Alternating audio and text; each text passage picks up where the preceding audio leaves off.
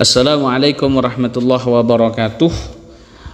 Pada kali ini kita akan mengaji tetap kitab Matnus Syarif karangannya Syekhuna Muhammad Khalil bin Abdul Latif Al-Bangkalani. Mudah-mudahan kita semua dapat barakah beliau, amin amin ya rabbal alamin. Pada kali ini kita akan membahas atau membacakan kitab Syekhuna Khalil terkait apa saja yang diharamkan bagi orang yang junub, apa saja yang haram bagi orang yang haid dan nifas dan lain sebagainya. Bismillahirrahmanirrahim. Qala al-musannif rahimahullah wa nafa'ana bihi wa ulumihi fid dharain amin. Wa yahrumu haram 'alal junubi bagi orang yang junub sab'atu asya'ah, 7 perkara. Yang pertama as-salatu, salat.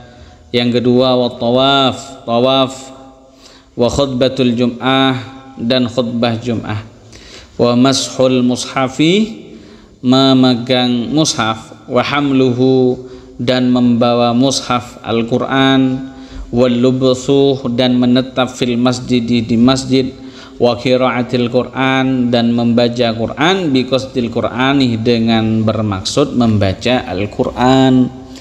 Jadi haram bagi orang yang junub itu 7 perkara. Pertama sholat. Sholat apa saja sholat apa saja bagi orang yang junub ya haram. Jadi harus tohar dulu, harus tahir dulu, harus suci dulu. Kemudian tawaf. Tawaf ini ya haram bagi orang yang junub. Khutbah Jumat juga haram.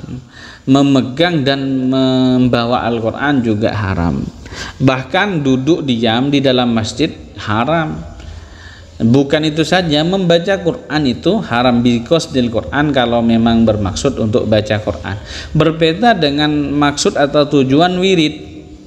Ya, baca-baca zikir misalkan la ilaha illallah, la ilaha illallah, enggak apa-apa karena bukan baca Quran. Kemudian baca ayat kursi dengan niat zikir, ya Allahu la ilaha illa huwal hayyul qayyum ila akhirih, dengan niatan zikir, tidak baca Quran, maka tidak haram. Haram itu memang baca Al-Quran, qul a'udzu birabbin nas malikin nas ilahin nas, sampai selesai dengan qasdu baca Quran. Kemudian wa yahrumu bil haid, tadi itu bagi orang junub. Sekarang haid, haram melakukan sesuatu bagi orang haid, wa nifasi dan nifas. Apa saja? Asyratu asya'ah, ada 10 perkara. Pertama sholatu, sholat apa saja bagi haid ya enggak boleh, haram. Wa tawaf juga tawaf, wa mashul mushaf, memegang mushaf, wa hamluhu dan membawa mushaf Al-Quran, wal lubthu fil masjid, kemudian duduk diam di dalam masjid, wal uburu fihi in khafat talwithahu, bahkan orang haid lewat saja itu haram, bukan hanya diam, lewat saja haram, in khafat talwithahu, kalau khawatir netes dalam masjid, bukan dalam menetes dalam masjid. Sekarang karena sudah ada pengaman yang sudah SNI, Standar Nasional Indonesia, artinya terpercaya, bentengnya sudah benar-benar kuat. Kalau hanya lewat di masjid tidak apa-apa, tidak haram, karena tidak khawatir talwisnya, ya tidak khawatir menetes, boleh saja. Tapi kalau khawatir maka tidak diperkenankan lewat masjid. Kalau lubthu, menetap di masjid, baik khawatir atau tidak talwisnya ya tetap haram ya. Kemudian wa qiraatul Quran, baca Quran tidak boleh bagi orang haid. Wa shaumu, puasa. Kalau orang junub masih boleh puasa, tapi kalau haid ya nggak boleh, nifas itu.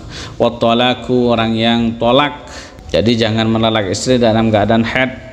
Wal wat'uh, wate, ya berkumpul suami istri melakukan jima, itu haram. Wa kadzal istimta'u bima baina surra wa rukbah, dan melakukan hal-hal yang dapat istimta, ngalap enak-enak, artinya ketika haid melakukan hal-hal di antara surah dan rukbah, di antara lutut dan pusar atau pusar ke lutut, ini nggak boleh ya istimta di antara itu. Kalau di atasnya boleh atau di bawahnya boleh. Jadi menurut Ad-Matnus Syarif, melakukan hal-hal yang dapat mengeluarkan mani misalkan, atau main-main di antara lutut dan pusar itu tidak diperbolehkan ketika istri dalam keadaan haid ya. Kemudian wala yajibu, dan tidak wajib qadha sholati apa qadha salat. Tidak wajib mengqadha salat zamanal haid wan nifas, ketika haid dan nifas.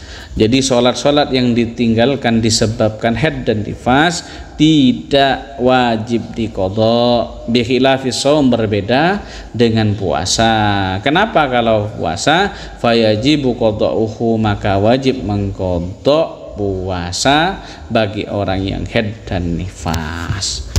Nah, itu terkait apa yang diharamkan bagi orang junub, orang yang haid, dan juga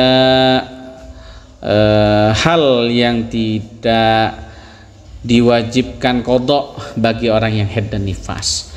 Mudah-mudahan barokah manfaat. Akhiran, assalamualaikum warahmatullahi wabarakatuh.